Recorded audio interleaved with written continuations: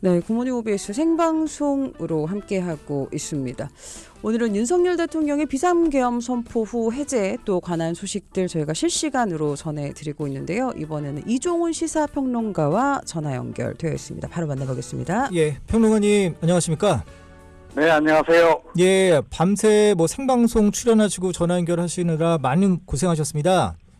아유, 감사합니다. 네. 이번에 어쨌든 이 계엄령 선포된 배경을 보면 예산안 그리고 잦은 탄핵으로 인해서 정상적인 국정 운영이 어렵다라는 거였는데 일단 이 상황에 대해서 어떻게 보고 계십니까, 평론가님? 예, 일단 대통령이 언급한 그런 이유들만이라 하더라도 예. 그게 과연 비상계엄을 선포할 요건이 되느냐. 예. 그 문제를 우리가 먼저 제기할 수가 있죠. 예. 그러니까 헌법에 나온 거는 일단 그 전시 사변. 예. 그죠? 그럼 실제로 교전이 이루어지거나 이런 상황인데 그런 상황은 아니라는 거예요. 예. 대통령이 언급한 이유들을 다 합치더라도 예. 요건에는 미흡한다. 그러면 그게 그럼 진짜 이유는 뭘까 하는 거죠. 예. 대통령 여러 가지 이유를 들고 특히 이제 야당이 문제라고 지금 이제 지적을 하셨는데 예. 국민들이 과연 그렇게 생각을 할까? 물론 지금 야당도 조금 심한 측면은 좀 있다라고 생각해요. 예. 네. 너무 탄핵안을 좀 남발한다거나 또 예산안 협상 과정에서 좀 약간 압박 전술을 좀 심하게 좀 쓰고 있는 그런 측면이 있다고 생각하는데 예. 그렇다고 해서 그게 비상계엄 요건은 조금 전에 말씀드린 대로 아니다라고 봐야 되는 거죠. 그러면 과연 또 다른 이유가 있지 않을까. 예. 아마 많은 국민들이 그렇게 생각할 것 같고요. 그거는 역시 김건희 여사 특검법이라든가 아니면 본인의 어떤 탄핵 관련한 그런 내용. 예. 그런 부분에서 뭔가 의사표출이 필요했기 때문에 예. 했던 게 아닐까. 예. 그런 추정을 좀 하게 하는 거죠. 그 평론가님, 그럼 앞서 평론가님이 비상계엄 요건이 맞지 않는다라고 얘기하셨는데 이게 그러니까 법상으로도 비상계엄을 내릴 수 없는 상황인데 내린 거다 이렇게 보시는 거예요? 그 부분은 국민의힘의 한동훈 대표조차도 지적을 했잖아요. 예. 그러니까 위헌적이고 또 위법하다. 예. 그러니까 일단 헌법에 규정되어 있는 비상계엄의 일단 발동 요건에 해당하지 않는다는 거고. 예. 그다음에 이제 비상계엄 관련해서는 또 계엄령 관련해서 또 법령도 우리가 있잖아요. 법률도. 예. 그러니까 그 두 가지 다 비춰볼 때 이거는 요건에 맞지 않는다라고 한동훈 대표도 지적을 했는데 한 대표도 법률 전문가 아닙니까? 그죠? 예. 그리고 야당도 말할 것도 없이 그렇고 네. 지금 많은 이제 법률 전문가들도 그렇게 지금 이야기를 하고 있는 거죠. 예. 그래서 평론가님, 저는 근데 그래서 궁금한 게 윤석열 대통령은 검찰 출신 아니겠습니까? 그럼 법을 누구보다 더 잘 알 텐데 이렇게 비상계엄 요건이 맞지도 않는데 이렇게 비상계엄을 내린 거 어떻게 보십니까? 그러니까 다른 이유가 있을 거라고 지금 보는 거죠. 그러니까 이제 이것 때문에 내란죄 얘기까지 나오지 않습니까? 이런 거를 감수해가면서까지 비상계엄을 왜 내렸을까? 그러니까 법에 저촉되는 거를 되게 싫어하는 분이신 걸로 알고 있지 않습니까, 우리가? 그러니까 윤석열 대통령의 인식하에서는 제가 보기에는 이제 본인이 더 이상 물러설 수 없는 벼랑 끝에 서 있다라는 생각을 좀 하고 있는 것 같아요. 예. 그러지 않고서는 이런 결정을 내리기가 좀 어렵죠. 예. 그리고 누가 보더라도 이건 합리적인 결정이 아니잖아요. 예. 그러면 굉장히 비정상적인 심리 상태에서 결정을 내렸을 가능성도 좀 있다라고 저는 봅니다. 비정상적인 심리 상태. 그러니까 객관적인 상황하고 상관없이 예. 윤석열 대통령의 이건 성정하고도 좀 관련이 있는 건데 예. 그동안에도 우리가 윤 대통령께서 경로를 자주 하신다는 이런 내용을 우리가 보도를 통해서 잘 알고 있잖아요. 예.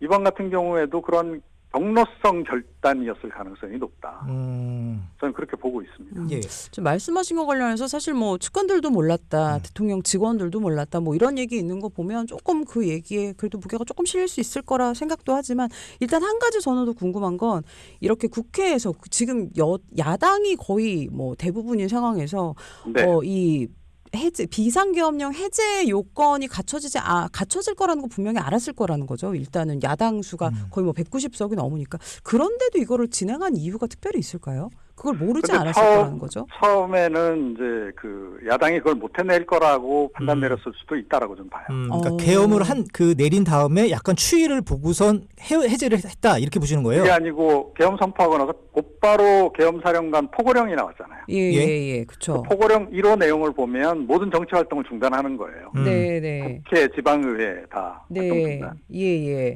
그러니까 네. 일단 국회의 활동 정지를 일단 먼저 포고를 하고 나왔다는 것은 그 국회에서 그 이후에 이제 진행되는 모든 일들은 다 이제 이 계엄령 이 포고령에 위반되는 거다. 예. 그렇게 하기 위해서 일단 선제 선포를 했던 것 같아요. 네. 예. 일단 말씀하신 내용이 요거죠. 네. 국회와 지방의회, 정당의 활동과 정치적 결사, 집회, 시위 등 일체의 정치 활동을 금한다. 요 말씀하시는 네. 거죠. 예. 그렇습니다. 그래서 일단은 그렇게 생각을 했고 아마 군을 동원해서 충분히 민주당 의원들을 이제 의사당 경내로 진입하는 것을 막아낼 수 있을 거다라고 생각을 했는데 거기서 좀 차질이 생긴 것 같아요. 그리고 좀 어제 사실은 그 비상계엄 선포 관련해 갖고 좀 납득이 안 가는 부분은 보통은 병력을 먼저 깔거든요. 네. 그래서 국회나 이런 데다 병력을 먼저 해서 아예 그 차단을 다 시키고 그러고 나서 이제 그러면 이제 시민들이 수군수군 되지 않겠습니까? 이거 뭔가 이상하다, 병력이 동원되고 이럴 때 이제 보통 이제 선포가 나기 마련인데 어제는 선포를 먼저 하고 사실은 군 투입이 생각보다 늦었단 말이에요. 그래서 이거 뭔가 그 내부에서 의사소통이 잘 안 됐거나 아니면 군이 대통령의 명령을 그렇게 적극적으로 따를 의사가 없었거나 그랬을 가능성이 높다. 그리고 민주당 의원들이 생각보다 빠른 시간에 많이 모였어요. 맞습니다. 근데 그거를 보면 민주당도 사전에 뭔가 좀 감진하고 있었던 게 아닌가 싶어요. 특히 또 예산안 정국이고 하니까 예산안 정국 되면 보통 이제 언제 예산안 처리할지 모르니까 약간 비상대기 비슷하게 좀 하거든요, 의원들이. 그러니까 그런 거하고 좀 맞물려 가지고 약간 야당 쪽도 좀 약간 긴장하고 있던 상황이다 보니 빨리 대응이 좀 됐던 게 아닌가 싶어요. 그 뭐 지금 야당의 대응 말씀하셨으니까 예전에 그 김민석 최고위원이 그 탄핵안과 관련해서 그런 가능성이 있다고 처음에 문제를 제기하지 않았습니까? 결과적으로 탄핵 아니라 이거 뭐죠? 비상계엄. 비상계엄령. 계엄령 빌드업. 그 말이 결과적으로는 좀 맞은 셈이네요. 그렇죠.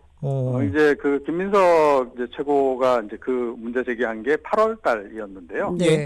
사실은 정치권에서는 그 전부터 조금 얘기가 있었습니다. 그러니까 지금 야당이 특히 민주당이 탄핵 압박을 굉장히 강하게 지금 밀어붙이고 있는데 그 탄핵에 대응하는 뭔가 카드를 준비하고 있을 것이다.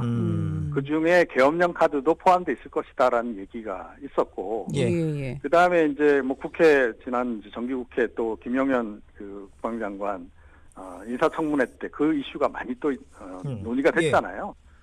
그때 그러니까 이상민 행안부 장관까지 포함해서 충암고 출신들하고 이렇게 회동을 했다는 이런 얘기도 그때 많이 우리가 접했잖아요. 실제로 팩트기도 했었고. 그래서 그런 준비들을 나름 좀 해왔던 정황들이 그 당시에도 여러 군데서 포착이 이미 되고 있었다. 이렇게 봐야 될 것 같습니다. 그 평론가님, 어떻게 이 윤 대통령에 대해서 야당은 지금 내란죄 적용 가능하다 이렇게 보고 있는데 평론가님은 어떻게 보십니까? 엄격하게 적용하자면 충분히 그건 가능하죠. 그러니까 계엄령을 선포할 수 있는 권한이 대통령에게 있는 것은 맞는데 그런데 이게 상시적으로 아무 때나 선포할 수 있는 건 아니라는 거고 명확한 요건이 있을 때만 발동할 수 있는 권한인데 그거를 어떻게 보면 일단 권한 남용을 좀 한 거잖아요. 해석을 본인에게 유리하게 해서 일단 발령을 한 거기 때문에 근데 이게 이제 실제로 실행이 되고 야당 의원들을 이렇게 구금하고 이런 상황까지 갔으면 이건 거의 100% 내란죄 적용이 되는 거다라고 저는 봐요. 그런데 어떻게 보면 실패한 계엄령이 돼버렸거든요. 그런 점에서 이게 법적인 논란이 좀 향후에 있지 않을까 이렇게 생각합니다. 좀 그러면은 이게 쿠데타 이게 바로 그 내란죄 이거하고 같은 개념으로 봐야 되는 거예요? 그러니까 굳이 규정을 하자면 친위 쿠데타 이렇게 이제 볼 수 있는 거죠. 그러니까 친위 쿠데타라고 하는 것은 권력을 쥔 사람들이 쿠데타 이제 빙자해서 이제 권력을 더 강화하는 이제 방식으로 하는 예. 거를 예. 이제 얘기하는 거 아니겠습니까? 예. 그러니까 예전에 예를 들어서 뭐 유신 선포 이런 거는 그 일종의 진위 쿠데타 이런 거에 해당한다고 볼 수 있는데요. 뭐 그렇게 그런 시도를 좀 하려고 했다라고 또 충분히 볼 수는 있는 거죠. 예. 그 아까 그 평론가님께서 그 헌법이 규정한 계엄 사유 있지 않습니까? 우리 청취자분들에게 네. 간략하게 말씀드리면 이 헌법상에는 대통령은 전시, 사변 또는 이에 준하는 국가 비상사태 한에 군사상 필요에 응하거나 공공의 안녕 질서를 유지할 필요가 있을 때 계엄을 선포할 수 있다 이렇게 나와 있습니다. 여기에 네. 이제 저촉이 된다라는 말씀이시고, 그러면 이제 어떻게 될 것 같습니까? 이제 이 전국 상황 좀 한번 정리 좀 해주십시오. 앞으로 어떻게 될지. 그러니까 윤 대통령께서 일단은 이제 국회 결정을 받아들였죠. 이거 예. 헌법상으로는 안 받아들이면 안 되는 겁니다. 이거는. 그래서 일단 이제 받아들이긴 했는데 과연 이 탄핵 시도 그러니까 이 탄핵 시도가 이제 앞으로도 계속 이제 더 강화가 될 텐데 민주당이나 야권 쪽에서는 예. 그러면 윤 대통령 입장에서는 더 많은 압박을 받게 되는 상황이잖아요. 그런 상황에서 이번 결정도 상당히 이거 합리적인 결정이라고 보기는 어렵거든요. 합리적 이성적 결정이라고 보기 어렵다라고 우리가 전제했을 때 예. 또 다른 어떤 비정상적인 결정을 내릴 수도 있다. 그래서 사실은 지금 민주당도 그 부분을 좀 우려를 하고 있는 거죠. 그게 뭔가요? 이번 한 번으로 끝나겠는가? 비상계엄 선포 시도가. 그러니까 이번에 실패했다면 다음번엔 좀 더 준비를 잘해서 쉽게 얘기해서 군을 잘 동원할 수 있도록 잘 한 다음에 다시 또 할 수도 있는 그런 그 상황이 좀 있는 거죠. 그래서 야당도 지금 그 부분을 굉장히 좀 예의주시해서 보고 있는 그런 상황입니다. 일단 알겠습니다. 뭐 아직 발생하지 않은 상황이긴 하니까 요거에 대해서는 그렇죠. 네, 가능성으로만 지금 얘기가 되는 거죠. 예, 알겠습니다. 마지막으로 요 질문 하나 드리면 대통령이 대국민 담화를 통해서 비상계엄 해제 발표하면서 이제 국무회의 의결 정족수가 충족되는 대로 해제하겠다 이렇게 얘기를 했는데 이게 해제령이 그럼 내려지면 다 끝나는 건가요? 지금 이게 발표가 됐나요? 근데 이제 국무회의 의결을 했다는 보도도 있고 안 했다는 아직까지 안 했다는 보도도 있고 뭐 그래서 좀 잘 모르겠어요. 예. 근데 대통령 발표를 기준으로 일단 우리는 판단 내릴 수밖에 없는데 그 시점에서는 이제 이게 구성이 다 안 돼서 성원이 안 돼서 결정을 최종적으로 이제 결론을 못 내렸고 이제 구성이 다 되면 국무회의 이제 의결 요건이 충족될 정도의 인원이 모이면 그때 이제 결정을 해서 최종적으로는 처리하겠다라고 이야기를 했어요. 네. 그러니까 대통령의 선언만 있고 아직 이제 공시는 없는 겁니다. 예. 근데 공시까지 나와야 이제 사실은 이제 이 상황이 완전 종결되는 거죠. 그렇죠. 그래서 그 부분에도 좀 뭔가 이게 좀 뒷배경이 있는 거 아닌가 그런 의구심을 제기하는 사람들도 있습니다. 네, 알겠습니다. 오늘 저희 또 전화 연결 이른 아침 해주셔서 너무 감사드리고요. 저희가 또 소식들 들어오는 대로 전해드리겠습니다. 오늘 저희 이종훈 시사평론가와 함께 이야기 나눴습니다. 네, 감사합니다. 네. 네, 감사합니다.